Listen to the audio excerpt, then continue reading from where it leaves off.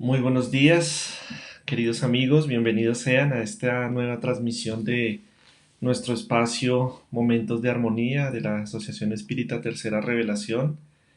Estamos acá listos para, primero, felicitar a todas las mamás que en muchos países hoy se celebra ese día tan especial. Se conmemora el hecho de haber aceptado la bendición de la maternidad, que, como ya nos ha enseñado también la doctrina espírita, es una de las puertas de la redención más importantes y más efectivas para el espíritu cuando está encarnado, por todo lo que representa, por la abnegación, el sacrificio, por los momentos difíciles, sacando adelante uno o varios hijos, por a veces soportar la ingratitud en el corazón, pero también por los momentos en que su alma se llena de felicidad con las conquistas que se proyectan a través de los hijos amados del corazón.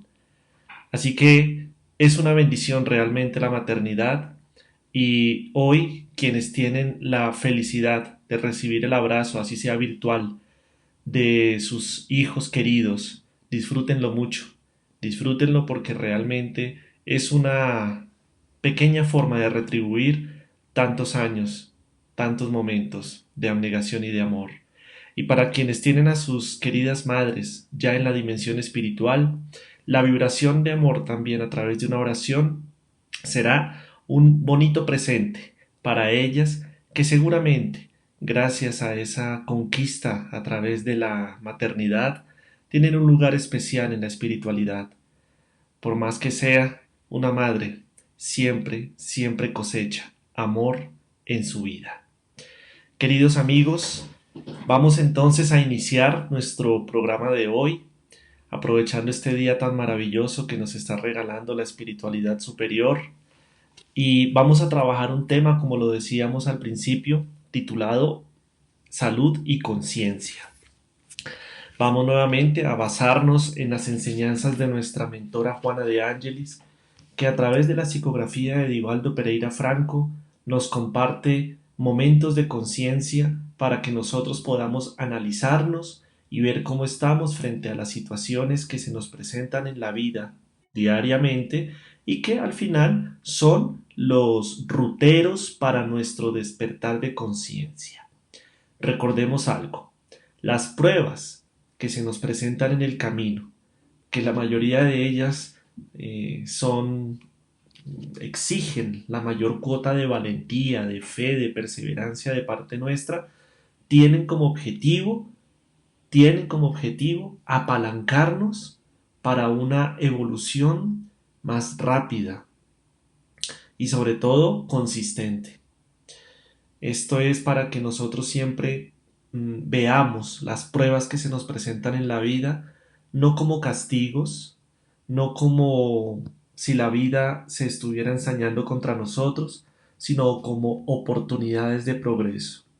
Claro, al principio cuesta, sobre todo cuando las brasas del dolor y del sufrimiento están ahí puestas sobre nuestra piel, sobre nuestras emociones, sobre nuestros sentimientos. Pero si logramos sobreponernos a ese impacto inicial propio ante el estímulo externo del dolor, del sufrimiento, de las pruebas, vamos a poder empezar a ver todo en perspectiva espiritual. Eso es uno de los principales aportes de los que hemos aceptado la doctrina espírita como filosofía de vida, y es que debemos ser capaces, tenemos las herramientas para ser capaces de sobreponernos a esos momentos de pruebas. Y hoy vamos a ver cómo deberíamos nosotros asumir los momentos en los que nuestra salud se ve comprometida. Bueno, muy bien. Voy a compartir la pantalla de la lectura para que todos la vayamos haciendo. Y por supuesto está abierto el chat para que todos ustedes nos vayan compartiendo sus comentarios. Vamos a hacer aquí unas menciones a las personas que ya nos están escribiendo: Luis Gabriel Celis, Nancy Salcedo, Daisy Villamor, Sandra Salcedo, buen día Sandra, y Gloria Castrillón. Y por supuesto nuestra querida Rosalba Suárez, quien nos está acompañando, moderando y haciendo comentarios también en el chat a nombre de Asociación Espírita Tercera Revelación. Muy bien, Este libro es bellísimo realmente, Momentos de Conciencia, y nos trae esta lectura en el capítulo 5 llamada Salud y Conciencia. Entonces vamos a hacer la lectura, son 3 bloques, vamos a leer cada bloque por completo y al final vamos haciendo los comentarios. Dice, a fin que la persona adquiera o preserve la salud, es imprescindible la concientización de sí misma, de su manera de ser. Normalmente, por hábitos viciosos, prefiere y acepta los estados negativos y alterados de comportamiento, con los cuales la conciencia se inquieta, dando lugar a las enfermedades. Se permite de ese modo la rabia, los celos, la queja, la ansiedad y cae en depresiones injustificables que son las puertas de acceso a diversas dolencias. Al justificar siempre los pensamientos perturbadores y las acciones perniciosas, se rehúsa a la renovación del paisaje natural, del paisaje mental, perdón, con el consecuente cambio de actitudes predisponiéndose al desequilibrio. Las señales de alarma en torno a la situación surgen cuando la persona desea pedir disculpas por una reacción infeliz y no puede hacerlo. Quiere retomar una tarea que la ira interrumpió y encuentra dificultad. Busca abrazar a alguien que le es hostil y se siente imposibilitado. Pretende discutir un asunto desagradable y es invadido por un silencio forzoso. Trata de iniciar una conversación y se siente incapaz o le falta entusiasmo. Permanece despierta sin liberarse de una idea inquietante. Continúa ansiosa incluso cuando no hay una razón que lo justifique. No consigue dirigir palabras gentiles a una persona querida. Se siente tímida o inferior delante de alguien que parece superior. Se considera empequeñecida en el medio social donde se desempeña. Esos síntomas y otros más caracterizan estados que predisponen a las enfermedades. La aceptación de tales circunstancias significa que se prefiere la infelicidad antes que la armonía. Al cultivar esos estados se bloquea la conciencia, la cual se entorpece y vuelve a un nivel inferior, según el caso, a la sensación que aún predomina en su proceso evolutivo. Voy a dejar esta página que están viendo para que podamos, en la medida que vamos haciendo los análisis, ustedes puedan ir releyendo y por supuesto interiorizando cada vez más, porque realmente lo que dice Juana en esta hoja, en esta página, contiene mucho material para reflexionar. Fíjense ustedes que el planteamiento inicial de nuestra querida Juana es cómo nosotros, cuando permitimos ciertos estados de conciencia, se predispone o nos predisponemos a la aparición de enfermedades. Cuando nosotros analizamos las enfermedades, cuando nos enfermamos o se enferma un ser querido, nuestra primera reacción, dependiendo del grado de complejidad de la enfermedad, es buscar una medicina o un médico, un doctor, un hospital o alguna cosa que nos alivie la molestia.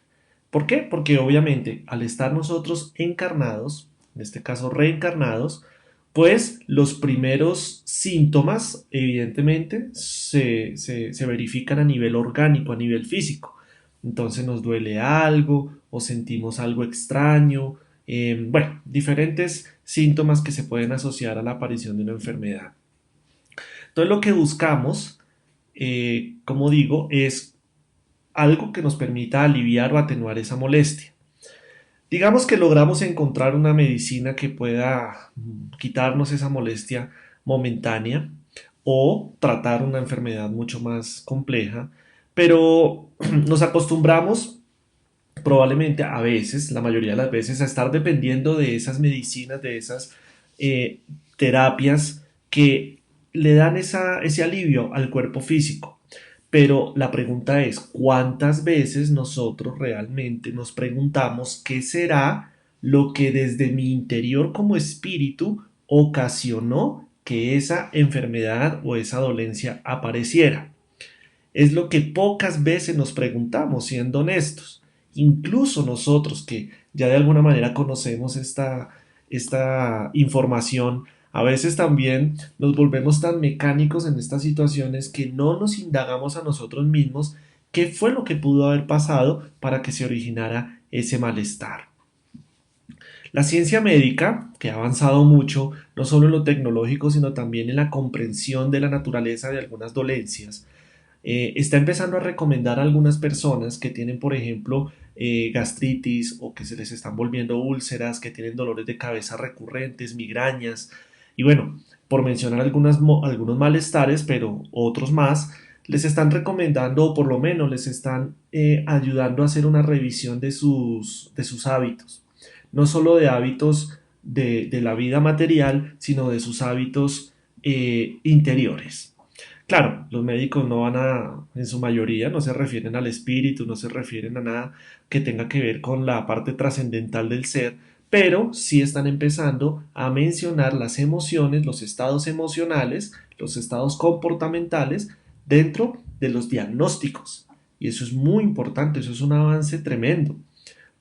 Obviamente eso va paso a paso porque no todos los médicos o los profesionales de la salud están sintonizados con esta propuesta trascendental del ser, sino que han sido pocos, pero de manera contundente y cada vez más cantidad los que se han afinizado con esta propuesta espiritual de la salud y de la enfermedad y ya empiezan a integrar a sus pacientes dentro de estas reflexiones de por lo menos, oiga, revísese cómo está en su temperamento, cómo está en su nivel de tolerancia, bueno, diferentes situaciones que ya está demostrado que alteran la parte orgánica y pues predisponen para las enfermedades. Miren lo que dice Juan acá. Con base en lo que acabo de compartir con ustedes, fíjense que ella nos está trayendo acá situaciones específicas. Por eso son tan prácticos estos libros que estamos estudiando los domingos, porque nos permite de una manera muy cercana a nuestra realidad entender lo que en general el espiritismo y la propuesta de la psicología espírita de Juana de Ángelis pues nos quiere como llamar la atención. Entonces aquí tenemos casos específicos, entonces, ¿qué les parece si analizamos un par de ellos? Por ejemplo, el primero dice, desea pedir disculpas por una reacción infeliz y no puede hacerlo. Ahí está diciéndonos que probablemente una causa raíz que aún está, de hecho en casi todos está presente, es el orgullo. ¿Mm? Pero entonces lo estamos viendo a través de acciones concretas, de acciones que nosotros decimos, oiga, sí, bueno, de pronto no me pasa a mí, pero le pasa a otro. Y también desde los demás aprendemos. Entonces esas personas que tienen de pronto un momento donde emocionalmente se desequilibraron y agreden física o verbalmente a otra persona, a un ser querido o a alguien que no es tan cercano, no importa, pero que después le cueste pedir disculpas. Puede que haya reconocido que se equivocó, que se sobrepasó, que se sobreactuó, pero el problema es que después le cuesta reconocer que se equivocó, ¿sí? Y más aún, pedir disculpas. Nos pasa, ¿no? Nos pasa muchas veces, a unos más que a otros. Fíjense que ahí Juana nos está apuntando a algo muy específico que podemos o no estar viviendo cada uno. Vamos a otro, el siguiente. Quiere retomar una tarea que la ira interrumpió y encuentra dificultad. Entonces ahí se está asociando. El orgullo es transversal a todos estos, pero específicamente se me ocurre, y por favor ustedes ayúdenme también para identificar qué defectos son los que ocasionan cada una de estas situaciones. A mí se me ocurre, vuelvo y digo, repito, el orgullo es transversal a todas estas situaciones, o sea, esa es la matriz de todo, pero además se alimenta, en este caso me parece a mí, de la impaciencia, porque dice ahí que nosotros a veces estamos haciendo algo y no nos queda bien, no nos sale a la primera, nos cuesta trabajo poderlo llevar a cabo y de pronto estallamos en una reacción emocional desequilibrada y luego cuando ya han pasado unos minutos y queremos retomar ya no podemos porque estamos contrariados, estamos llenos de esa cosa que es como pegajosa que se nos pega en el alma y que no nos deja avanzar, ¿cierto? Entonces, mire que nuevamente nos está proponiendo acá una situación que es real y que muchas veces nos puede estar pasando a nosotros. O sea, que no podemos vencer. Fíjense lo que está diciendo Juan al final de cuentas, y es que nos cuesta vencer ese momento de desequilibrio para retornar a un estado de armonía. Vamos a otra, a la siguiente. Busca abrazar a alguien que le es hostil y se siente imposibilitado. Esta sí que es tremenda, ¿cierto? Otra vez, el orgullo está presente, pero probablemente también está presente la incomprensión, la intolerancia, la falta de empatía y qué otras. Ustedes ayúdenme por favor ahí en el chat. Así que, nuevamente, estamos viendo una situación en la que nosotros nos autoimponemos una barrera, ¿sí? Algo que no nos permite cruzar del estado de desequilibrio al estado de armonía. Vamos con la siguiente. Pretende discutir un asunto desagradable y es invadido por un silencio forzoso. Otra vez, el orgullo. Ahí está, él siempre está ahí. Pero además, se me ocurre a mí que esta es una situación donde puede haber también inseguridad, ¿m? Donde puede haber esa violencia interior que a veces como que es tan fuerte, esa carga de violencia interior que le ahoga las palabras.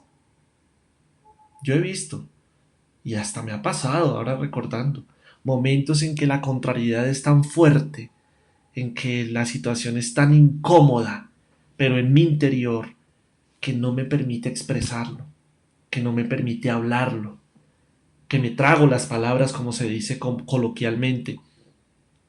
Y eso no es un acto de humildad, eso no es un acto de, digamos, como de mantener para no herir susceptibilidades, decimos a veces, es que mejor me quedo callado, es que mejor no digo nada porque es que no me busquen la lengua, ¿cierto? Eso es un acto de rebeldía interior que es tan fuerte que no nos permite expresar. Capaz que nos convertimos en bombas nucleares y si abriéramos la boca, destruimos todo a nuestro paso, a nuestro alrededor. Otra vez nos está diciendo Juana, pasar del estado de equilibrio, o más bien del estado de desequilibrio al estado de equilibrio, cuesta. Ahora, miren la siguiente. Trata de iniciar una conversación y se siente incapaz o le falta entusiasmo. Ahí estamos entrando a otra categoría, ¿sí? Fíjense que acá, la señora Elizabeth Cubillos, feliz día. Eh, ella nos propone que muchas veces es miedo, ¿cierto? También. Entonces, identificar cuáles son esos defectos o esas debilidades morales que nos impiden a nosotros pasar de estados de desequilibrio a estados de equilibrio nos va a permitir poder trabajar sobre ellos. Eso es lo que al final pretende la doctrina espírita, ayudarnos a identificar, como decía San Agustín en el libro de los espíritus, ayudarnos a identificar cuáles son nuestras necesidades de reforma íntima, en dónde es que tenemos que trabajar para luego implementar las herramientas que también nos recomienda la doctrina, por ejemplo en el Evangelio según el Espiritismo y toda esta propuesta de la psicología espírita para trabajar todos los días en moldear esos defectos, esas necesidades personales, para pasar entonces a estados más permanentes de armonía interior. Y sobre todo en estos momentos que estamos viviendo, que sí que necesitamos mantenernos en un pensamiento armónico, ¿cierto? Un pensamiento de esperanza, de certeza, de fe. Ahora más que nunca, esto es una prueba colectiva que vamos a pasar todos juntos, por supuesto. Nos estamos ayudando y para eso son estos espacios, ¿no es así? Volvemos. El miedo, la inseguridad, ¿sí? El incertidumbre, la incertidumbre. Así es que nosotros debemos identificar si estamos padeciendo de eso y a ver cómo lo vamos a trabajar. Dice Juan aquí también la siguiente frase o el siguiente caso. No consigue dirigir palabras gentiles a una persona querida. Increíble, ¿cierto? Hay personas que tienen una facilidad enorme, tremenda, para llegar a un sitio, encontrarse con sus amigos, con las personas que estima y desbordarse en palabras de cariño, en palabras de amistad, en recordarles que los quiere, la estimación que hay. Entonces es una plenitud de poder expresar aquello que su corazón tiene de manera genuina, sin hipocresías. Pero a otros cuesta, a otros les cuesta mucho más. Probablemente nuevamente identificamos un orgullo interior por alguna razón, pero también una tremenda inseguridad. Algo pasa. Miren lo que dice de aquí en adelante los otros casos, porque todos ellos son muy similares, donde yo personalmente identifico el tema de la inseguridad. Se siente tímida o inferior delante de alguien que parece superior. Se considera empequeñecida en el medio social donde se desempeña. Claro. Y a veces uno pensaría que estamos diciendo, no, es que yo soy muy humilde. Ah, es que a mí no me gusta figurar. Ah, es que a mí no me gusta. No, no necesariamente digo. Hay ocasiones donde sí, evidentemente, actitudes de prudencia son importantes y son valiosas, pero somos nosotros mismos los que debemos identificar si realmente es porque somos muy humildes, porque somos muy prudentes, realmente, o porque es que hay algo adentro de nosotros que no nos está permitiendo crear o mejor, expandir nuestra personalidad hacia ambientes de aporte, hacia ambientes positivos en nuestro entorno. Nosotros mismos nos estamos bloqueando, ¿sí? Gloria Castrillón dice, es mejor quedarnos callados para no herir susceptibilidades. Bueno, no sé, Gloria, si escuchaste lo que se dijo anteriormente. En mi opinión, muchas veces este tipo de frases no necesariamente son hijas de la humildad o de la bondad, sino a veces del orgullo interior y de la rebeldía interior. ¿Mm? Hay que analizar eso. Yo obviamente no soy juez, yo soy juez únicamente de mí mismo, pero es donde nos toca a cada uno de nosotros identificar si realmente actuamos de una forma porque somos muy humildes, somos muy benévolos, o porque es que tenemos el orgullo todavía revolcándose en nuestro interior y no nos deja actuar en términos de felicidad. Entonces, para cerrar este primer bloque, es muy importante lo que Juana de Ángelis aquí nos está diciendo, porque casi que nos está ayudando a hacer una radiografía espiritual, un diagnóstico. Evidentemente, en esta página no podemos resumir todas las necesidades del espíritu humano, pero estamos trabajando poco a poco, ¿no? Vamos cada domingo y cada uno de ustedes en sus estudios diarios, perdón, identificando en dónde es que hay que trabajar, qué es lo que nos pasa, porque el espíritu humano es muy complejo, mis amigos. La mente humana es demasiado compleja. Nosotros hasta ahora estamos en los primeros capítulos del libro del entendimiento de la mente humana. Así que no nos desesperemos, pero tampoco nos estanquemos. Hay que avanzar, hay que trabajar en nosotros mismos y para eso tenemos todas estas herramientas. Entonces, bueno, vamos a pasar aquí entonces a la otra página porque el estudio continúa.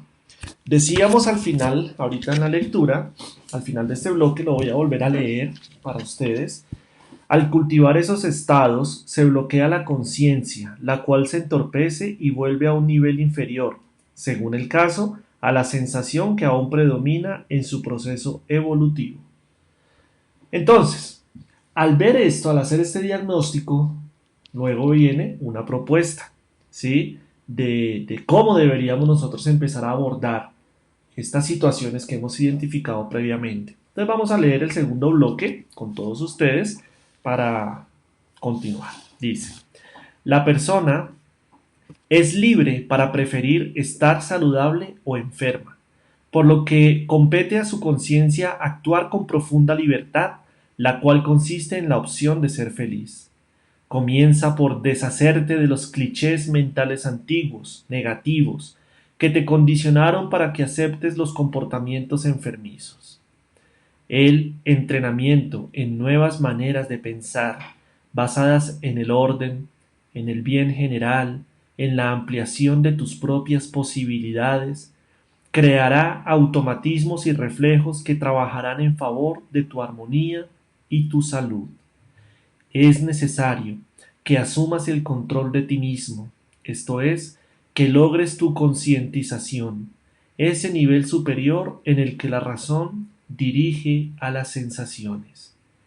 Infinitos mensajes son dirigidos desde la mente hacia el cuerpo, produciendo hábitos que se arraigarán para sustituir a los que se responsabilizan por la desarmonía y la enfermedad. Tu cerebro, con sus extraordinarios archivos con capacidad para retener 10 nuevos hechos por segundo, está siempre almacenando datos. Podrá parecerte difícil salir de una situación desgastante hacia otra agradable, y realmente lo es. Sin embargo, todo aprendizaje exige la repetición de la experiencia hasta su fijación definitiva. Del mismo modo, la adquisición de valores y padrones de felicidad va más allá del simple querer, pues es necesario avanzar por los caminos del obtener. Maravillosa esta reflexión al respecto. Aquí hay varias cosas que debemos analizar. Miren lo que está diciendo Juana. Primero, en la parte inicial de este segundo bloque, primero dice que la persona igual es libre. Tenemos libre albedrío, ¿sí? Es decir, que nadie a nosotros nos va a venir a obligar a ser felices, pero tampoco nadie nos está obligando a ser infelices. Ninguna de las dos. Es una decisión personal. Es lo primero. Entonces, Juana nos quiere decir que si nosotros queremos pasar a ese estado de armonía interior, pues debemos nosotros tomar la decisión, querer hacerlo, por lo menos el querer, para empezar, ¿sí? Y luego se empieza a desarrollar todo un trabajo, que es lo que hemos venido mencionando. Luego dice que debemos deshacernos de los clichés mentales antiguos, es decir, nosotros tenemos toda una educación cultural, social y religiosa ancestral, ¿m?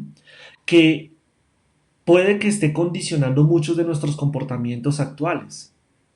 Y eso no vamos a buscar culpable, ¿no? Que es que el culpable fue el sistema educativo, fue el gobierno, la religión, no. Sencillamente son modelos culturales o modelos educativos que en algún momento hicieron parte de nosotros o por herencia familiar los recibimos, pero que hoy sencillamente nos están proponiendo deshacernos de los que no nos sirven, de los que no nos aportan o de los que ya cumplieron su ciclo en su momento, ya no son necesarios. Pero la pregunta es, ¿cuáles son esos clichés mentales? ¿Cuáles son? ¿Cierto?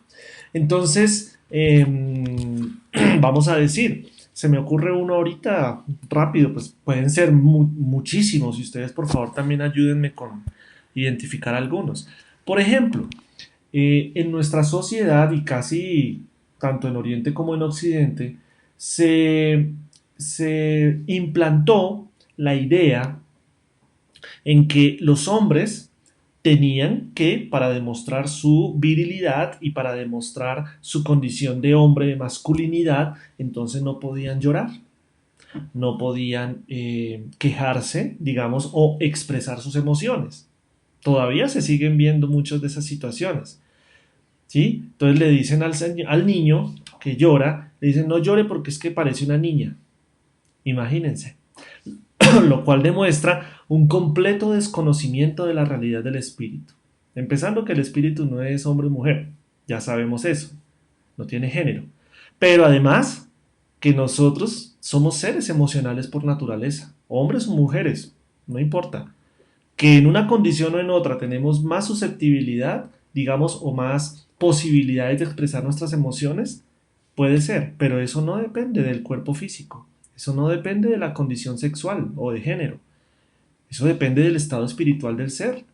Así como vemos que hay mujeres, o por lo menos espíritus reencarnados en cuerpos femeninos, que son completamente absortas de cualquier emoción, casi, también vemos hombres en cuerpos masculinos, en cuerpos que, digamos, visualmente parecieran de ese hombre robusto, fuerte, todo eso, pero con unas emociones y unos sentimientos supremamente notables. Entonces, seguir pensando eso sería, como dice Juana, mantenernos en esos clichés antiguos negativos, porque como entonces el hombre no podía llorar y no podía manifestar sus sentimientos porque entonces estaba en entredicho su masculinidad, entonces muchos hombres se llenaron de frustraciones, se llenaron de desequilibrios, no pudieron manifestar sus estados interiores de desequilibrio, buscar ayuda, llorar, porque además llorar es una manera de desahogar, de despresurizar los estados emocionales. Entonces terminaron agrediendo, matándose, matando a otros y quién sabe qué otras situaciones, solo porque estaban condicionados por unos modelos educativos que hoy en día ya están completamente obsoletos. A eso es lo que se refiere Juana. Yo estoy colocando acá un ejemplo, fue el primero que se me vino a la mente, pero revisemos individualmente qué clichés nosotros todavía tenemos mentales, antiguos, de condicionamiento que no nos están dejando ser felices. Y voy a tocar uno que es una fibra delicada. Disculpen. Y es el hecho de, es que tienes que dejar de hacer cosas que te gustan para que los demás te aprueben como persona. Ese es duro, porque entonces muchas veces nos privamos de cosas que nos llenan de plenitud. Y obviamente estoy hablando de cosas que no nos hagan daño. Estamos pensando es en progreso, ni que le hagan daño a otros, por supuesto que no. Pero cosas que nos llenan, cosas que nos harían felices, pero que no las hacemos por el que dirán.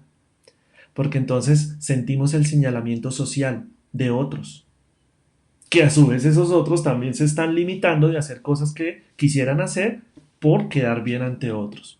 Ese es un modelo mental que también nosotros debemos empezar a replantear. Y vuelvo y digo, no es que nos volvamos irresponsables o frívolos, porque no, no podemos caer en aquello que le hace mal al espíritu. Pero esos son los clichés a los que Juana se está refiriendo. Interesante, ¿cierto?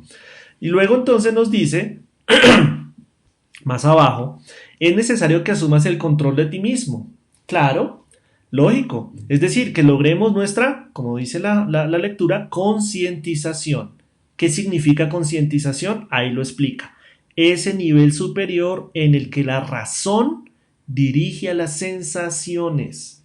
Por favor, tómenle foto a esto, tómenle foto a esta pantalla y resáltenlo, porque es muy importante para nosotros establecer ese dominio o ese autodominio desde nuestro campo racional sobre nuestro campo de sensaciones y emociones. No quiero decir con esto que nos volvamos máquinas, ¿sí? Que solamente calculen todo antes de hacer algo, no. Pero lo que pasa es que cuando nosotros nos dejamos llevar, por el caso contrario, solamente por nuestras sensaciones o por nuestras emociones, pues también cometemos errores, actuamos sin pensar. Por eso debemos tener un adecuado balance entre lo que pensamos y lo que sentimos. Eso es lo que nos propone Juana. Y encontrar ese balance es justo lo que estamos haciendo en esta existencia. ¿Para qué? Pues para que cuando salgamos de esta vida o antes de salir de ella, podamos decir que tanto equilibré mi balanza personal entre el pensar y el sentir. Los grandes sabios, los grandes referentes espirituales de la humanidad han demostrado. No significa que fueran seres ascéticos o seres allá como inmutables, como nada. El mismo Jesús tuvo momentos emocionales. Lo vimos. Lo vimos en los relatos evangélicos. Previo a su testimonio de amor en la cruz, él preguntó al Padre que si era posible retirar ese cáliz de su vida. Sintió miedo, sintió temor, sintió soledad. Y era Jesús de Nazaret. ¿Por qué? Porque es la naturaleza humana, mis queridos amigos. Y eso no es malo, tampoco es bueno. Simplemente es una situación que hace parte de nuestro proceso evolutivo. Pero que en la medida que crezca en nosotros lo que dice Juan acá, el equilibrio entre la razón y la emoción, vamos a lograr encontrar mejores estados de plenitud. ¿Qué es lo que hace que la razón domine a los sentimientos? Porque alguien que se puede estar preguntando eso y es muy válido, ¿cierto? básicamente la educación espiritual, que nace también de la instrucción. Es decir, todos estos libros que nosotros estamos estudiando, debemos nosotros sacarles el jugo, como se dice comúnmente acá en Colombia, para los que nos acompañan de otros países, es decir, sacarles el mayor provecho posible y estudiar y estudiar y estudiar, porque es la única manera de educarnos, por lo menos de instruirnos para luego educarnos, ¿cierto? Para que nuestra razón tenga elementos para tomar decisiones en consecuencia con la ley del progreso. A nuestra razón hay que alimentarla. Ella no se alimenta sola, ella no se alimenta de aire ni de la luz del sol. La razón se alimenta del conocimiento, de la instrucción, que es lo que estamos haciendo nosotros acá y lo que ustedes hacen en sus hogares y en sus casas espíritas, en esos momentos de educación. Interesante, ¿cierto? Entonces, miren lo que dice Juana de Ángelis. Disculpen por mi molestia de garganta, tengo una molestia hoy. Espero no les incomode. Infinitos mensajes son dirigidos desde la mente hacia el cuerpo, produciendo hábitos que se arraigarán para sustituir a los que se responsabilizan por la desarmonía y la enfermedad. Y con esto cerramos esta página. Ahora, si nosotros logramos empezar a equilibrar ese control de la razón sobre la emoción y tener ese balance, pues lo que va a suceder es que nuestra mente, que es el órgano, perdón, que es el que comanda al cerebro y todas nuestras acciones, pues va a empezar, como dice ahí, a enviar mensajes, es decir, a enviar impulsos energéticos diferentes o más equilibrados hacia nuestro organismo físico. De eso hemos hablado en las clases anteriores. Cómo nosotros como espíritus, como el ser que piensa, el que siente, el que razona, nosotros los espíritus, a través de la calidad de nuestros pensamientos, definimos el tipo de energía que le estamos enviando a nuestro cuerpo físico a través del periespíritu. Entonces, cuando el espíritu, nosotros estamos en desequilibrio o con pensamientos negativos, deprimentes, que falta autoestima, todo lo que leímos anteriormente, estamos enviando ondas energéticas desequilibradas, donde desarmonizamos nuestra estructura periespiritual y por lo tanto desarmonizamos la estructura orgánica. Las células del cuerpo físico son completamente sensibles y susceptibles a los comandos del espíritu.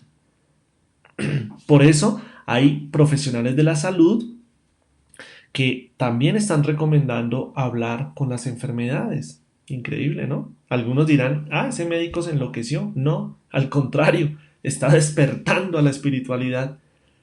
Por esto, porque cuando nos dicen hable con su enfermedad, hable con sus células para que se mejoren, para que se comporten bien, lo que está diciendo es justo esto, que elevemos nuestro patrón vibratorio mental de pensamiento para producir ondas energéticas de mayor vibración, subamos nuestro nivel vibratorio para que esa energía viaje a través de los hilos y los conductos periespirituales para que cuando lleguen a la célula lleven esa armonización energética y la célula como un individuo o una unidad, como digo, susceptible a los comandos del espíritu, pues se regenere, se equilibre, se modifique y viene entonces la salud, el estado de salud. Esto es muy interesante, ¿no? Ahora bien, vamos a ir terminando para cerrar este bloque que ya leímos, pero estamos ahora analizando, ¿no? Vamos a leer el tercer párrafo, el tercer bloque que ya es el final para concluir nuestro análisis de hoy. Por favor, les agradezco que me compartan ahí a través del chat cómo les parece, si tienen algún comentario, si les gusta la metodología, por favor háganmelo saber porque sus comentarios para mí también son muy valiosos para poder entonces mejorar esto que estamos haciendo para todos ustedes. Bien. Ay, se me había olvidado que podía agrandar esto, me disculpan. Dice acá, la tecnología dio su más expresivo salto en los tiempos modernos cuando tres jóvenes científicos americanos descubrieron el transistor, miniaturizando piezas y equipamientos que aceleraron el progreso de la civilización.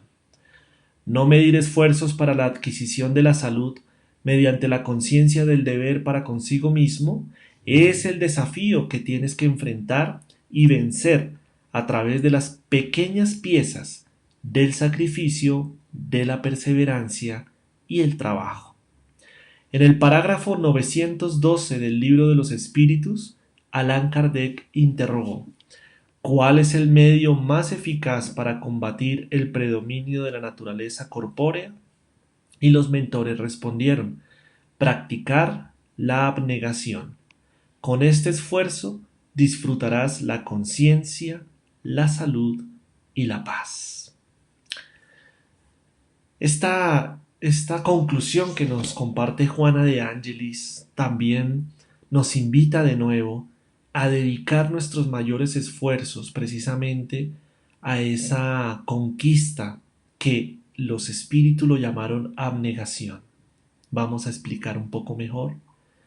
La abnegación es esa capacidad que nosotros podemos tener de poder vivir la vida conforme ella ha sido dispuesta, es decir, con sus pruebas, con sus experiencias, con sus vivencias. Y no solo nos estamos refiriendo a los momentos de dolor, nos estamos refiriendo también a los momentos de conquista, a los momentos de plenitud, a los momentos de éxito. Saber vivir la vida. Cuando digo saber vivir la vida, no significa que seamos abnegados en el sentido de conformistas o derrotistas. No, todo lo contrario. La resignación y la abnegación no son sinónimos de conformismo ni de derrotismo. Esas dos palabras a veces han sido mal comprendidas. Vamos a hablar de nuevo de nuestro mayor ejemplo, Jesús de Nazaret. Jesús, cuando estaba siendo acusado ante los judíos por Poncio Pilatos, por Caifás y toda esa corte sacerdotal, además, cuando vivió el abandono momentáneo de sus fieles discípulos, que huyeron despavoridos ante la posibilidad de también recibir ese mismo castigo. Es decir, cuando Jesús estaba en el peor momento posible, después de haber sido latigado, humillado, herido en su cuerpo y en su alma, allí se mantenía firme, sereno. ¿Le dolía el cuerpo? Sí le dolía el cuerpo, pues estaba lleno de heridas. ¿Tenía tristeza? Sí, tenía tristeza, porque vivió lo que estamos diciendo, la ingratitud de sus amigos. ¿Se sintió abandonado? Por supuesto, y él lo manifestó cuando estuvo en la cruz. Padre, Padre, ¿por qué me has abandonado? Entonces, cuando pongo de ejemplo a Jesús es porque ahora quiero que lo analicemos desde el punto de vista de qué fue lo que lo llevó a él al éxito de su tarea por encima de esto que acabo de mencionar, de esos momentos trágicos. Justamente la abnegación y la resignación. Pero no la abnegación y resignación de, como muchos creen y malinterpretan porque desconocen la profundidad del espíritu como Jesús, de decir, haga conmigo lo que quieran, mátenme, crucifíquenme y humíllenme porque es que me tocó, y es que me tocó, y es que la voluntad de Dios y pues me tocó. No, es porque él estaba siendo movido por digámoslo, por un sentimiento superior, porque él sabía perfectamente para qué estaba haciendo todo eso. Ese es el punto, en mi opinión. Así es como yo analizo no solo esta lectura, sino en general lo que el espiritismo me da a mí como herramientas para saber vivir la vida, para saber vivir con la abnegación y la resignación activas, es lo que yo siempre digo. A mí me gusta asociar a estas dos palabras la palabra activas, es decir, yo sé que me tocó vivir, no sé, una enfermedad, una situación dolorosa, pero ¿qué voy yo a hacer frente a eso? ¿Para qué sucedió eso? ¿Por qué sucedió eso? ¿Y cómo me voy yo a comportar frente a eso? Ese es el punto. La abnegación es, esta es la vida y estas son las situaciones que me tocó vivir. Probablemente muchas de esas situaciones yo las elegí antes de reencarnar, porque recibí la asesoría de mi espíritu guía que para poder doblegar muchos de mis defectos necesitaba vivir estas experiencias que estamos viviendo, mis hermanos, en lo individual y en lo colectivo. Entonces no se nos haga extraño que cuando retornemos al mundo espiritual nos digan es que tú mismo aceptaste, tú estuviste de acuerdo. Lo que pasa es que cuando entramos al mundo corporal, cuando reencarnamos, pues la situación cambia. Y eso lo explica el libro de los espíritus para los que quieran profundizar sobre eso. Así que, entonces, démonos cuenta que mucho de eso nosotros mismos lo elegimos, pero ahora debemos es vivirlo, vivirlo, vivirlo con valentía, vivirlo con coraje, vivirlo con fe, vivirlo con armonía, sacando el mejor provecho de toda esta situación, elevando nuestro patrón vibratorio mental de pensamientos para que a su vez nuestro cuerpo físico reciba esa misma energía superior y entonces esté saludable. Como dice Juan aquí, para ya terminar, voy a repetir, no puedo señalar, pero vamos a ver aquí donde dice, no medir esfuerzos para la adquisición de la salud, mediante la conciencia del deber para consigo mismo, es el desafío que tienes que enfrentar y vencer a través de, miren que está en letra diferente, pequeñas piezas del sacrificio, de la perseverancia y del trabajo.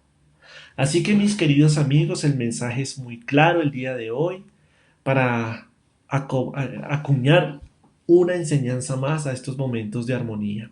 Sacrificio no significa que entonces vamos a llorar y vamos a ser los mártires de la vida y vamos a ser los pobrecitos. No, eso no es sacrificio, se llama cobardía. Y el espiritismo y Jesús no quiere que seamos cobardes, quiere que seamos valientes.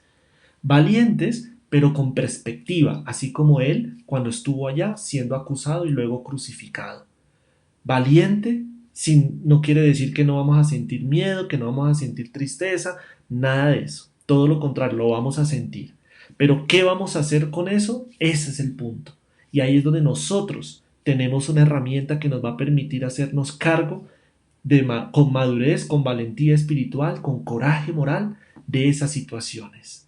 Y tengamos por seguro que vamos a salir adelante de todo lo que nos hayamos puesto en nuestra vida o lo que nos ponga nuestros guías espirituales, porque ellos, y ojo con esto, solo están pensando en nuestro progreso y en nuestro bienestar.